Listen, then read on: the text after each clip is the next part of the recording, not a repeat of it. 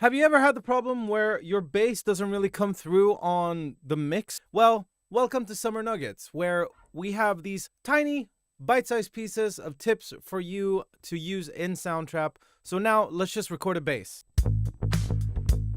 So now we have the bass recorded. Grab a guitar and layer it. Now finally, when we listen to these two together, we have this. So to make sure that your bass comes through, we have two options. One is the bass amp, where we have a drive setting, which will add a little bit of distortion, but it's generally just there to be a little bit of warmth.